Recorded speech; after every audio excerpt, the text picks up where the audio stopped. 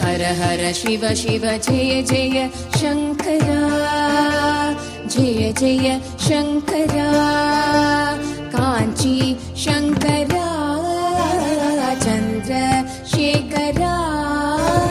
हर हर शिव शिव जय जय शंकरा, जय जय शंकरा, कांची शंकरा, चंद्रशेखरा।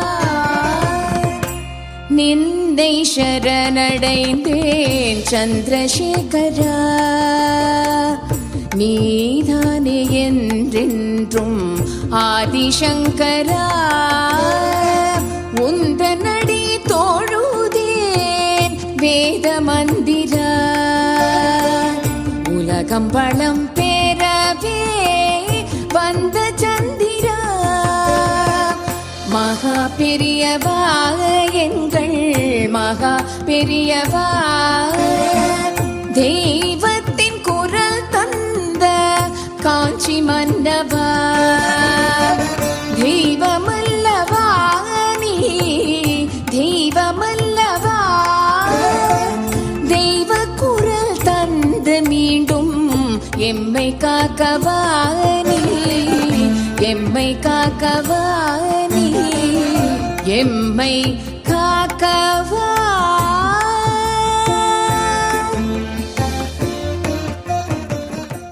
ஸ்ரீ குருப்யோ நமஹ. ஹரஹர சங்கர, ஜெய ஜெயசங்கர. நின்னை சரணடைந்தேன் என்ற இந்த நிகழ்ச்சியின் வாயிலாக உங்களை மீண்டும் சந்திப்பதில் மிக்க மகிழ்ச்சி. ஹர ஹர சிவ சிவ ஜெய ஜெய சங்கரா, ஜெய ஜெய சங்கரா, காஞ்சி சங்கரா, சந்திரசேகரா. பெரியவா எப்படி ஒரு பெண்மணிக்கு அனுகிரகம் பண்ணினான்னு தில்லைநாதன்கிறவர் சொல்றார். அப்போ வானகரம்னு ஒரு இடம் நம்ம சென்னைக்கு பக்கத்தில் இருக்கு. அங்கே பெரியவா வியாச பூஜை முடிச்சுட்டு சாத்துர்மாசியம் விரதம் இருக்கார். அந்த இடத்துக்கு ஒரு பெண்மணி வரா. அப்போ பெரியவா சன்னதிக்கு முன்னாடி காலம்பரே வந்துடுறா. அங்கே ஏதோ ஸ்லோகம் சொல்லின்னு இருக்கா. இப்போ பெரியவா அவளை பார்த்துட்டு இந்த தில்லைநாதனை கூப்பிட்டு சொல்கிறார், அவள் யாத்ரா பிரபந்தம் தான் படிக்கிறாளா, கேளு, சொல்கிறாளா அப்படின்னு கேளு அப்படிங்கிறார். இவரும் போய் அந்த பெண்மணிகிட்ட கேட்குறா, நீங்கள் யாத்ரா பிரபந்தம் தான் படிக்கிறீளா அப்படின்னோன்னா ஆமாம் அப்படின்னு சொல்கிறா. அப்போ பெரியவா சொல்கிறா, அதை முடிச்சுட்டும் சுவாமி சன்னதி முன்னாடி போயிட்டு சௌந்தரிய லஹரி படிக்க சொல்ல அவளை அப்படின்னு சொல்கிறா. அதே மாதிரி இந்த தில்லைநாதனும் சொல்கிறார், அவளும் அதை போய் பண்ணிடுறா. சாயங்காலம் ஒரு 6 மணிக்கு முன்னாடி பெரியவா பூஜைக்கு வரா. அந்த பெண்மணியை பார்த்து கேட்குறா, நீ எங்கேருந்து வர, நீ யார் கூட வந்திருக்க அப்படின்னு கேட்குறா. அப்போ அவள் சொல்கிறா, இந்த மாதிரி நான் என்னோட நண்பர்கள் பக்கத்து வீட்டுக்காரளோட வந்தேன், அவள் நாழியை எடுத்துன்னு கிளம்பிட்டா பெரியவா அப்படிங்கிறா.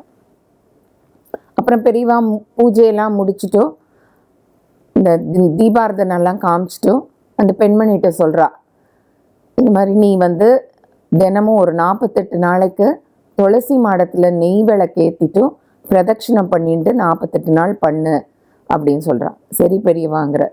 அப்புறம் அங்கே ஒரு ஜமீன்தார் வந்திருக்கார்.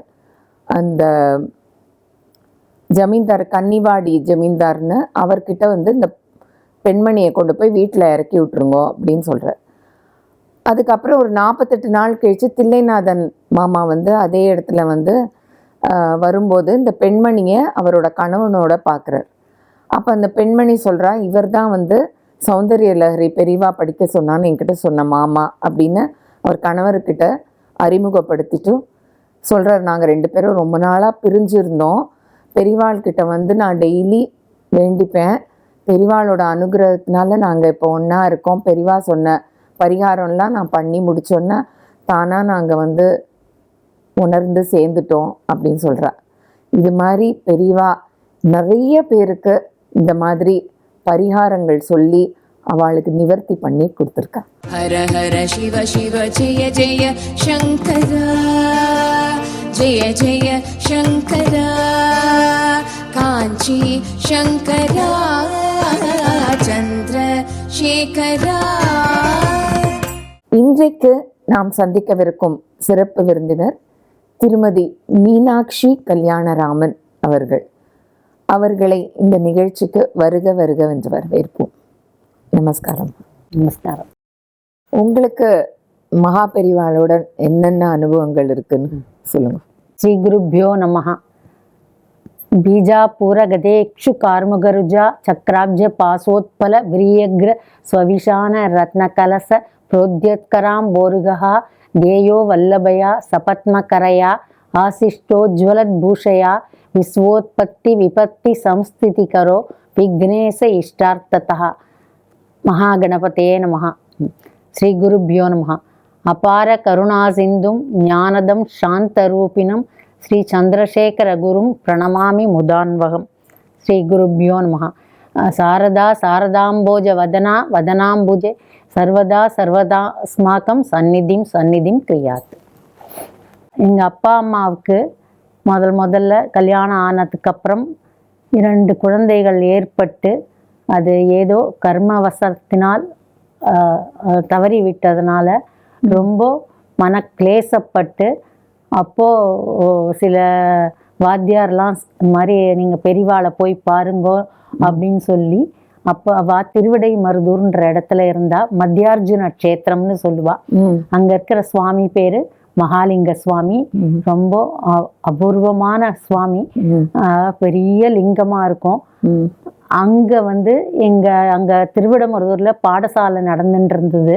அந்த பாடசாலையில் எங்கள் அப்பா அந்த மாதிரி சில வேதங்கள் கற்றுக்கவும், புருஷ சூக்தம் இந்த மாதிரி கற்றுக்கிறதுக்காக பாடங்க எடுத்துக்கிறதுக்கு போவார். அங்கே அப்படி படிச்சுட்டு இருக்கும்போது அப்போ இந்த மாதிரி பெரியவாளுடைய இது தெரிஞ்சு அவளை போய் பார்த்து, இந்த மாதிரி எங்களுக்கு கஷ்டங்கள் ஏற்பட்டு இருக்கு, இந்த குழந்தைகள் வந்து போயிடுறது இந்த மாதிரி, அதனால் நான் ஒரு நல்ல குழந்தையா ஆன்மீகத்தில் என்னை வளர்க்கணும் அப்படின்னு சொல்லிட்டு போய் முறையிட்ட உடனே அப்போ பெரியவா இளையாத்தங்குடியில் இருக்க, அங்கே போய் பாருங்கன்னு அங்கே இருந்தவாள்லாம் சொல்லி, உடனே இளையாத்தங்குடியில் போய் பெரியவாளை பார்த்தபோது இந்த மாதிரி குறைகள் எல்லாம் சொன்ன உடனே அவர் ஒரு செவ்வாழை பழத்தை எடுத்து கொடுத்து, இதை சாப்பிடு, இனிமே நீ கவலையே பட வேண்டாம், அடுத்து ஒரு பெண் குழந்தை பிறக்கும், அதுக்கு நீ வேம்புன்னு பேர் வெயி, ஆனா அது கூப்பிடுற பேரா அந்த வேம்புன்னு கசப்பா இருக்கட்டும், அதுக்கு அடுத்தது நீ இந்த பெயர் மயூரநாத சுவாமியினுடைய அம்பாளினுடைய பேர் வை, மாயவரம் மயூரநாத சுவாமி அபயாம்பாள்னு பேரு, அந்த பேர் வை, அவ நல்லா தீர்காயுசா இருப்பா, ஒரு குறையும் வராது, அதுக்கப்புறமும் உனக்கு குழந்தைகள் ஏற்படும், கவலைப்பட வேண்டாம்னு சொல்லிட்டார். அதே மாதிரி அந்த பிரசாதத்தை வாங்கிட்டு அத்தோட எங்க அம்மா எனக்கு அம்பாள் உபாசனை பண்ணணும்னு ரொம்ப ஆசை, இதெல்லாம் செய்யணும், அபிஷேகம் பண்ணணும், அது மாதிரி எல்லா விதமாகவும் பூஜை பண்ணணும்னு ஆசை எனக்கு.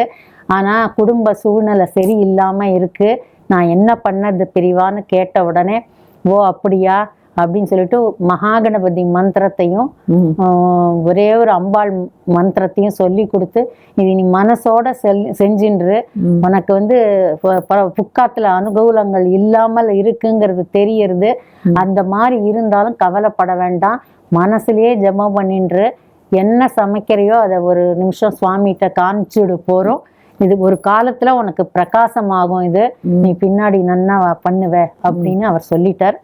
அதே மாதிரி அந்த ஜபத்தை அதையே பண்ணிட்டே இருந்து அதுக்கப்புறம் அம்மாவுக்கு எங்க அக்கா பிறந்தா. அதனால்தான் அவளுக்கு வேம்புன்னு பேர் வச்சு அப்போ நன்னா இருக்கா. அவளுடைய மாமனார் கூட சிவராமையர்னு மடத்துல மேனேஜரா இருந்தார் 25 வருஷம். அவருடைய பையனுக்கு தான் கல்யாணம் பண்ணி கொடுத்து நன்னா க்ஷேமமா இருக்கா. இன்னி வரைக்கும் அவருடைய அனுகிரகத்தினால ஓடின்னு இருக்கு. நன்னா 70 வயசு ஆக போறது அவளுக்கு. சரி சரி. இந்த மாதிரி ஒரு அனுபவம். அதுக்கப்புறம் அந்த பெரியவா எடுத்து கொடுத்ததுக்கு அப்புறம் எங்க அப்பா வந்து இந்த விடயபுர மகான்னு ஒரு மகான் இருக்கார். அவர் இந்த பெண்ணை ஆத்தங்கரையில எங்க அப்பா குளிக்க போவா, திருக்கோவிலூர் சைட்ல. அங்க அந்த மகானை சந்திச்ச போது அவர் வந்து அனுகிரகம் பண்ணிட்டு, தபோவனத்துல ஞானானந்தகிரின்னு ஒரு சுவாமிகள் இருக்கார், தாத்தா சுவாமிகள்னு பேரு. அவரை போய் 2 பேரும் பாருங்கோ, நீங்க இஷ்டப்பட்டது கிடைக்கும் அப்படின்னுட்டார். சரின்னு சொல்லிட்டு எங்க அப்பா அவரை தேடிட்டு அந்த தபோவனத்துல ஞானானந்தகிரி சுவாமிகளை போய் பார்த்தா. 2 பேரும் பார்த்த உடனே அவருடைய பரமானுகிரக விசேஷத்தினால இவாளுக்கு ஸ்ரீவித்யா உபாசனை கிடைச்சது. அவர் வந்து முதல்ல சில மந்திரங்களை அவர் எடுத்து கொடுத்து, இதையும் நீ கொஞ்சம் கொஞ்சமா அவர்கிட்ட இருந்தே அவர் வந்து அவர் ஒரு 2 மந்திரம் அவரும் கொடுத்துட்டு இதை பண்ணிட்டு, குழந்தைகள்லாம் பெரியவாள் ஆகட்டும், அதுக்கப்புறம் உனக்கு பூர்ணமா நான் எல்லாத்தையும் எடுத்து கொடுக்க சொல்றேன் அப்படின்னு சொல்லிட்டார். அந்த தபோவனத்துல வானப்பிரஸ்தாசிரமத்துல சாது ஆரியான்னு ஒருத்தர் இருந்தார். அவர் பேர் பூர்வாசிரம பேரு சத்யானந்த சுவாமிகள். அவர் வந்து அவர்கிட்ட சொல்லி எங்க அம்மாவுக்கு மீதி கொஞ்சம் சொல்லி கொடுக்க சொன்னார். அதனால அங்க தபோவனம் போய் அடிக்கடி போய் அவர்கிட்ட எல்லா பாடங்களும் கத்துட்டு வருவா.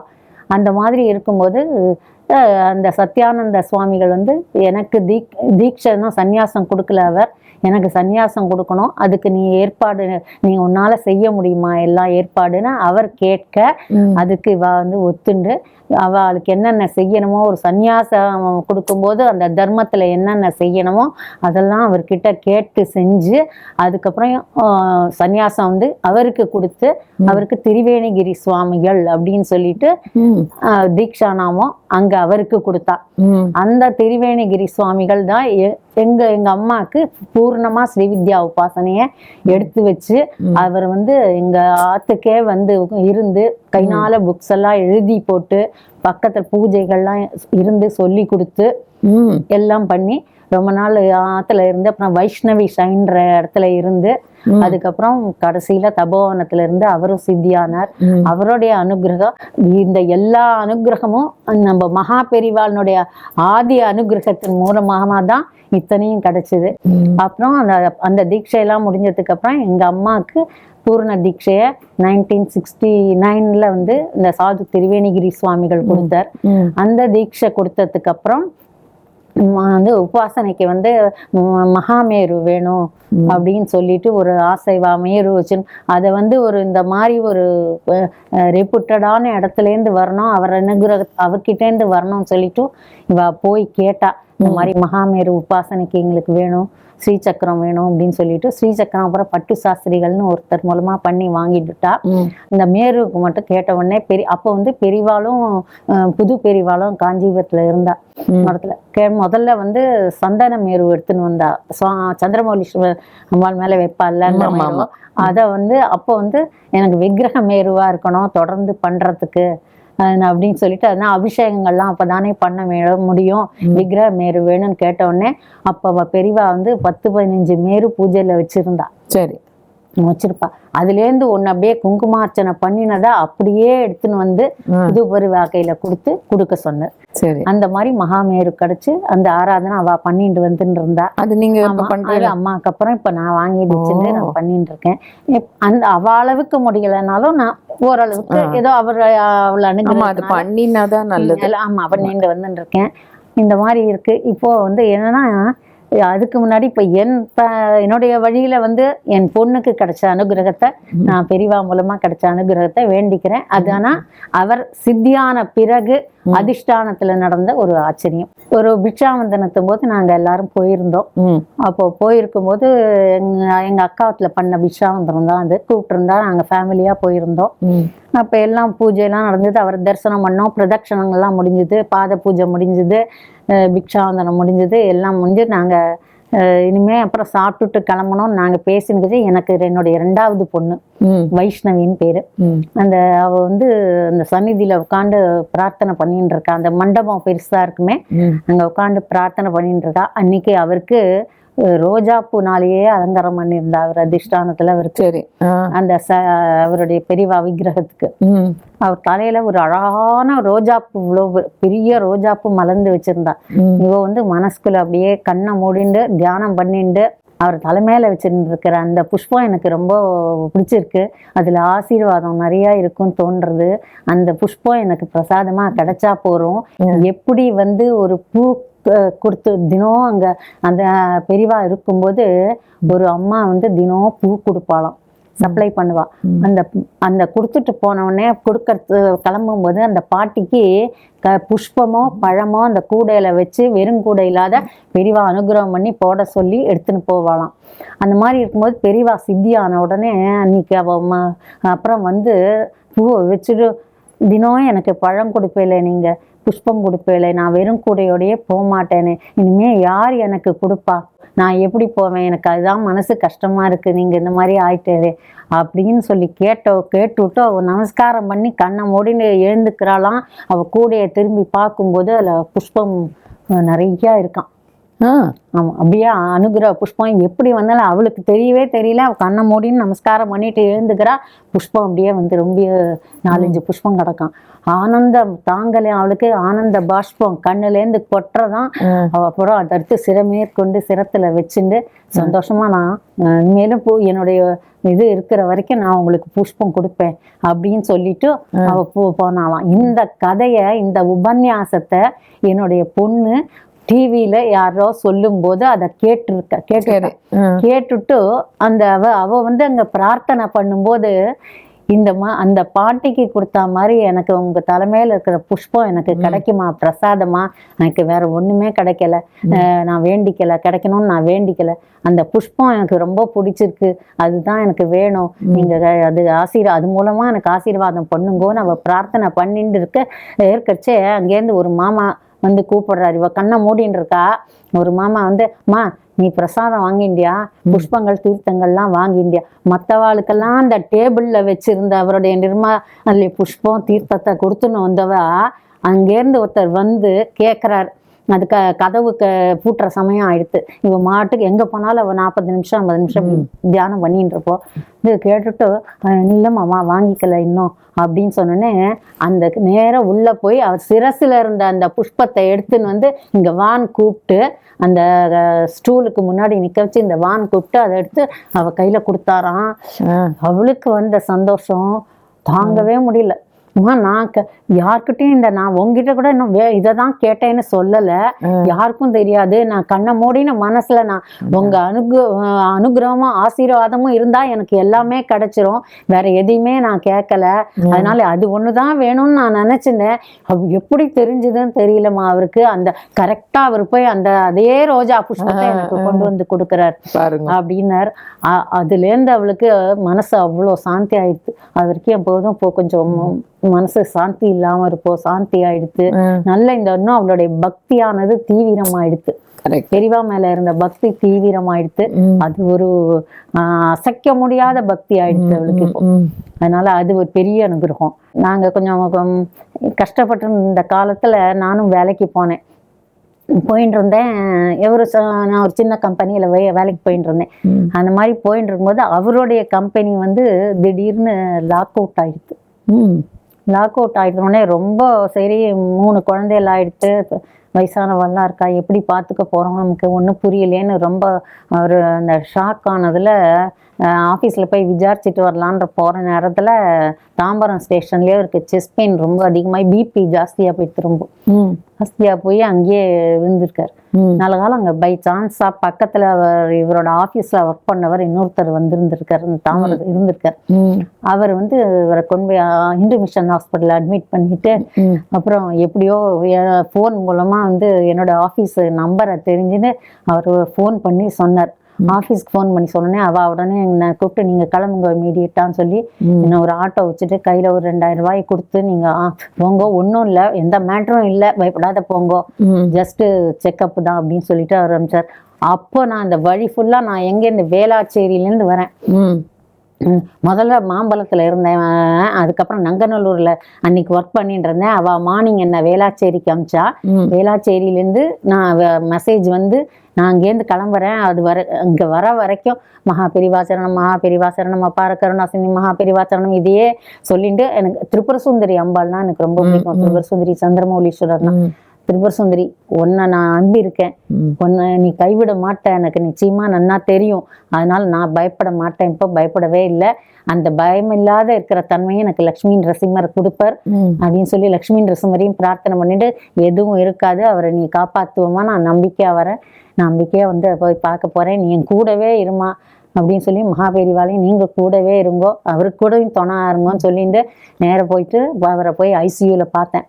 ஐசியூல பார்த்தோடனே அப்பதான் சொன்னா, இப்பதான் வந்து இந்த இன்ஜெக்ஷன் போட்டிருக்கோம், லைஃப் சேவிங் இன்ஜெக்ஷன் போட்டிருக்கோம், ஒன்று வந்து நாளைக்கு மார்னிங் வரைக்கும் பார்க்கலாம், இன்னும் பல்ஸ் இப்பதான் ஜஸ்ட் ஏற ஆரம்பிச்சிருக்கு, நாளைக்கு மார்னிங்கும் எங்க வந்து என்னன்னு நன்னா சொல்லிடுவோம் அப்படின்னா, அது வரைக்கும் அங்கேயே உட்காந்துட்டு அப்படியே ஜபம் பண்ணிகிட்டே இருந்தேன். மகாபெரிவா சொன்னோம், நீங்க தான் துணை, நீங்க தான் துணை, எனக்கு இந்த திரிபுர சுந்தரிம்மா நீ கூட இருமா, என்ற இதை எல்லாரையும் காப்பாத்துமா அப்படின்னு சொல்லிட்டு, அதே மாதிரி மார்னிங் ஆச்சு, இனிமே ஒன்றும் பிரச்சனை இல்லை, பல்ஸ் நார்மலா வந்துருத்து, இனிமே வந்து உள்ள அந்த அடப்புக்கு கூட மெடிசினாவே கொடுத்துட்றோம், ஒன்றும் பிரச்சனை இல்லை, கவலைப்படாதீங்க, சேவ் ஆயிட்டார் அப்படின்னு சொல்லிட்டு, அப்பவும் அந்த தைரியத்தை கொடுத்தது பெரியவாதான்.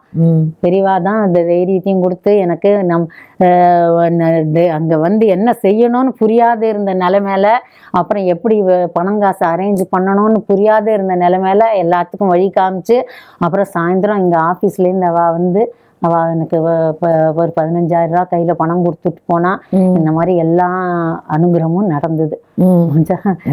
ஒரு க்ஷணத்துல, அதனால்தான் ஏதோ அனுஷத்துக்கு அனுஷம் நான் அவரை விடாத ஸ்தோத்திரம் பண்ணி பூஜை பண்ணிடுவேன், சிம்பிளா பண்ணிடுவேன். அப்புறம் வந்து அந்த அந்த ஆதி காலத்துல எங்க அப்பா வச்சிருந்த குருபாதுக சின்னதா வச்சுருக்கேன், அதுக்கு அபிஷேகம் பண்ணி அதுலயே வந்து பெரியவா அஷ்டோத்திரத்தையும் பண்ணி ஆதிசங்கரர் அஷ்டோத்திரத்தையும் பண்ணிடுவோம். என்னுடைய கண்ணு சமாதானம். ஒரு தரம் தேனாம்பாக்கம் போனோம், எனக்கு வந்து 16 வயசுலேருந்து ரொம்ப உடம்பு முடியாத போயிடுத்து, நெர்வஸ் டெபிலிட்டி, நெர்வஸ்லாம் அப்படி ஒரு இழுக்கும், நறுமெல்லாம் ரொம்ப மோசமா போய் காலேஜ் எல்லாம் என்னை முதல்ல நிறுத்திட்டா, அதனால்தான் நிறுத்திட்டு அப்புறம் வைத்தியங்கள்லாம் பார்த்து எல்லாம் பண்ணிட்டு, அந்த காலத்தில் எவ்வளோ பார்க்க முடியுமோ பார்த்துது, இந்த மாதிரி இப்போ வைக்கிற மாதிரி ஃபெசிலிட்டியும் கூட பார்த்தா போனால் குணமாகலை ஆச்சா. அதுக்கப்புறம் வந்து அதை வந்து ராம் சரத்குமார் சுவாமிகள் சொல்லி தபோவனம் வந்து அந்த உடம்பு சரியாச்சு, ஆனால் கண்ணு வந்து பாதிச்சிருது.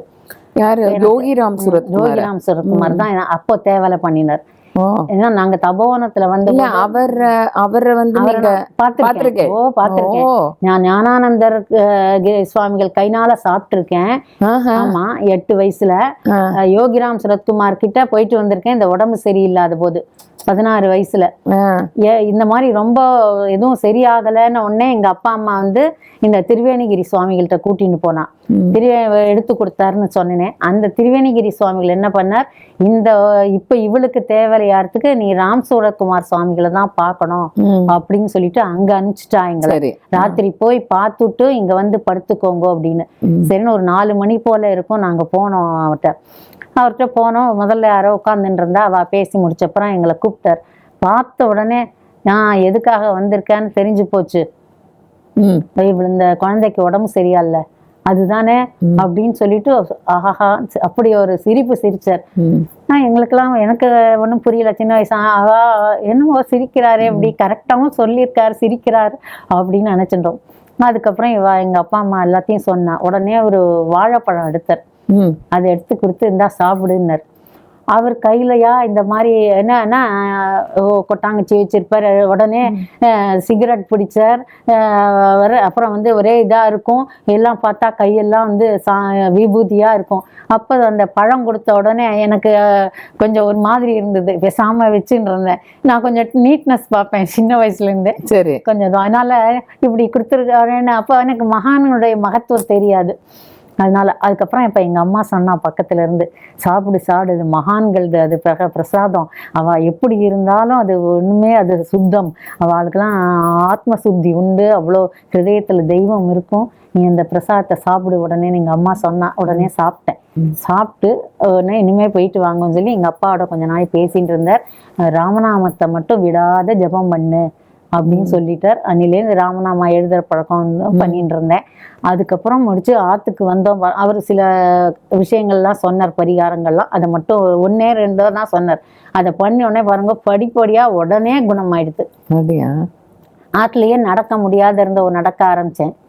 கை காலெல்லாம் ரணமா இருக்கும், அது சரியா போயிடுது. எல்லாமே சரியா போக ஆரம்பிச்சு, ஆகாரம் சாப்பிட ஆரம்பிச்சிட்டேன். காரங்கிறது அப்பதான் சாப்பிட ஆரம்பிச்சேன். அந்த மாதிரி சரியாக ஆரம்பிச்சோடனே அதுக்கப்புறம் திரும்பி ஒரு தூரம் போய் கேட்டோடனே கேட்டுன்னு வர சொன்னா யாரையோ விட்டு, இனிமே வந்து டானிக் கொடுக்கலாம், நல்ல டானிக், ஹெல்த் டானிக்காக வாங்கி கொடுங்க, சரியா போயிடும் அப்படின்னு சொல்லி நான் டைப்ரைட்டிங், ஷார்ட் ஹேண்ட் எல்லாம் சேர்த்து விட்டு அதுக்கப்புறம் குணமாகி நான் காலேஜ் அப்புறம் போய் பாஸ் பண்ணேன்னு வச்சுக்கோங்க.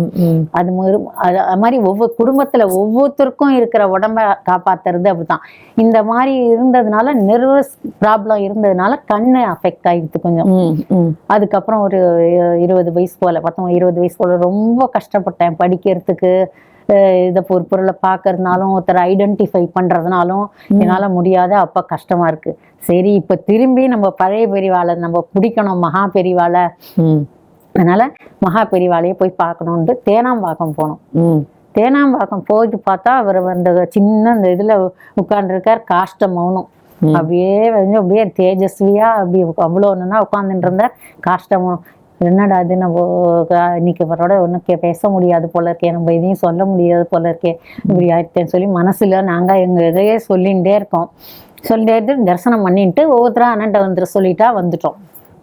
அப்படி எதுக்கு வரோம், ஒருத்தர் உட்காந்துட்டு ஒரு வாத்தியார் உட்காந்து மயூர சதகம் பாராயணம் பண்ணிட்டு இருக்கார். அந்த மயூர சதகம்ங்கிறது கண் பார்வைக்கு மயூர கவிங்கிறவர் எழுதினது. சரி, பயங்கர பவர்ஃபுல். எங்களுக்கு அதை பத்தியே தெரியாது. அப்போ அவர் பாராயணம் பண்ணி முடிக்கிறார். அப்போ எங்க அம்மா கேட்குறா, இது என்ன இது பாராயணம் பண்ணிட்டேன்னு, என்ன புரியாம இருக்கே, இது வரைக்கும் கேட்டதே இல்லையே, என்ன பாராயணம்? அப்போ அவர் சொன்னார், மயூர கவின்றவர் கண் சுத்தமா போன போது அவர் வந்து இந்த இதை பாடி அவருக்கு கண்ணு வந்துடுத்தோ, அந்த மாதிரி கண்ணு உடம்பு பிரச்சனை இருக்கிறவா இதை படிச்சா 100 ஸ்லோகம் மாமி படிச்சா சரியா போயிடும், கவலையே பட வேண்டாம். ஆனா ரொம்ப டஃப்பா இருக்கும் சான்ஸ்கிரிட், அது ரொம்ப டஃப்பான சான்ஸ்கிரிட்ல இருக்கும் ஸ்தோத்திரம், படிச்சா சரியா போயிடும் அப்படின்னு சொன்னார். உடனே எங்க அம்மா வந்து அந்த புஸ்தகத்துல வாங்கி சான்ஸ்கிரிட் வித் தமிழ் ரெண்டும் கம்பைண்டா இருக்கிற புஸ்தகத்தை வாங்கி அதை உட்காந்து தினம் ஒரு 50 ஸ்லோகமா பாராயணம் பண்ணா பாருங்க. 12 நாள் பண்ண ஆரம்பிச்சனுமே எனக்கு மனுஷால ஐடென்டிஃபை பண்றது தெரியறது. அப்புறம் நல்லா எல்லாத்தையும் கலர்கள்லாம் தெரிய ஆரம்பிக்கிறது, நல்ல நரம்புகள்லாம் கண்ணுக்குள்ள சுவாதீனம் ஆக ஆரம்பிச்சு. அவ்வளோ பவர்ஃபுல். அதனாலதான் இப்போ எனக்கு குளுக்கோமா வந்ததுக்கு அப்புறம் கூட இப்போ நான் படிக்கிறேன். ஆனா ரொம்ப படிக்க முடியலனாலும் நான் ஒரு நாளைக்கு 4 ஸ்லோகமாவது படிச்சிருவேன். இன்னைக்கு நான் இங்க பகிர்ந்துக்கிறேன். யார் யாருக்கெல்லாம் கண்ணுல ஏதாவது பிரச்சனை இருந்ததுன்னா அந்த ஸ்லோகத்தை ஒரு மயூர சதகம் மயூர கவின்றவர் எழுதினது 100 ஸ்தோத்திரம். அதனால அதை பண்ணினால்னா நிச்சயமா சரியாயிடும், ஒன்றும் கவலைப்பட வேண்டாம். திருமதி மீனாட்சி கல்யாணராமன் அவர்களின் அனுபவங்கள் அடுத்த வாரமும் தொடரும்.